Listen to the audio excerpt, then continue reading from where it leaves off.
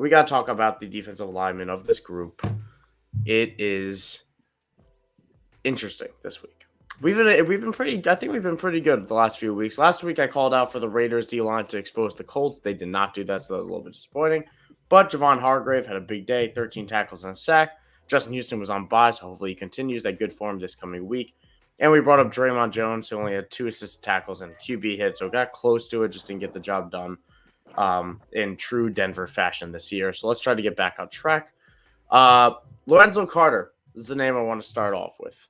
That is the Atlanta linebacker / edge. I am much more interested in him if he is listed as a defensive lineman, which he is on MFL. He is not listed as such on not listed as that on Sleep. I believe not on Sleeper, but on Yahoo he's listed as a linebacker. So this is more so for where he's listed as a defensive lineman, like MFL. He's been very steady, tackle for a loss, with grabbing a few tackles along the way. It's typically around that 4 tackles and a TFL. He has the Bears this coming week, which screams keeping up the exact same thing of a solid 8 to 10 point floor with a much higher ceiling because he's also getting to the quarterback. He's 5th in QB pressures this year, which wouldn't feel that way based on his inability to finish the play and get a sack right now. But those type of things can come through, and it could come against a mobile quarterback like Justin Fields that holds the ball a little bit longer than most quarterbacks. So I like Lorenzo Carter as a pickup this week. Yeah, absolutely. And like you said, with the mobile quarterback, it just kind of lends ball to a little bit more opportunity to reach the quarterback because, as you said, he's leading the league, one of the league leaders in pressures right now. So hopefully he can maybe convert that on a rollout from Justin Fields. And this Chicago offense is actually starting to get make some headway and make things happen this year. So, also just whenever the offense is successful and playing all over the field, it just adds more opportunity for the defense to really get in there and make things happen. Exactly. Chicago's been so impressive this year. Tend to my son for a second. We'll be all good. No problem at all, my man. Father always comes first. Oh, yeah. Give him what you got on Josh Sweat. I'm going to see if I can tame the beast here. Yeah, of course. And first off, good evening to you too, Marco. Always good to have you in the streams. I want to talk about Josh Sweat here. So this was somebody that we were very excited about in the beginning of the year. And honestly, he got a very good opportunity once Derek Monette went down. And kind of spotty production. I think we were all a little bit disappointed for a bit. He wasn't getting a sack. He went from week 4 to week 4 to week 9 without getting a sack after getting, 2.5 in the first 3 games. But then he got home this past week against Washington. He had 3 tackles, which isn't a high number, but it's okay.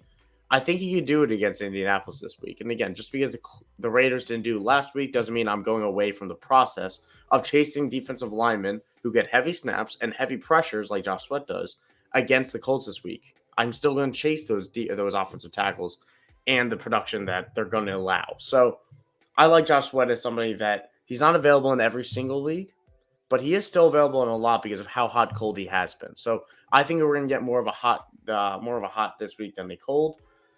We also have some breaking news. Just before the show started, Dallas Goedert was listed with a shoulder injury and is expected to miss time. Now Cooper Kupp is listed with a high ankle sprain. He is having surgery tomorrow. He is going on the injured reserve. So that will sideline the Rams receiver for the next 4 weeks at minimum.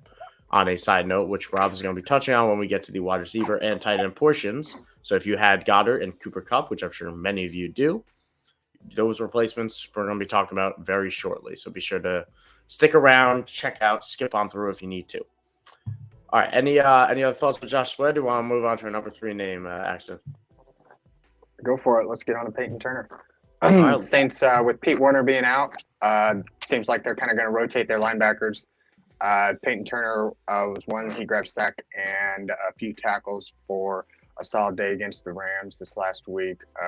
He's had a tackle for a loss in 2 out of 3 games and 4 more tackles in each of those games. So just kind of seems like he's going to be in there more often than not and be able to reap the benefits of that open position while Pete Werner is sidelined.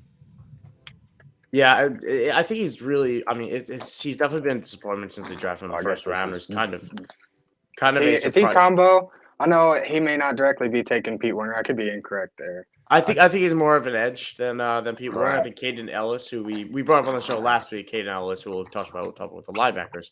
as the pickup for Pete Werner. But I think it's a good play. Payton Turner this week against this Rams offensive line and Rams offense that has really struggled all year long. And I could see Malcolm Roach is an interesting name. He saw his highest snap share of the season. He's another defensive end for that Saints defensive line. And he got home this past weekend. I think it could be Payton Turner this time. He's usually the guy that gets more snaps. I'm willing to stick it around one more week with him as a streamer type of thing. Yeah, I'm glad you saved me there because I totally read your notes incorrectly there. So no, all good.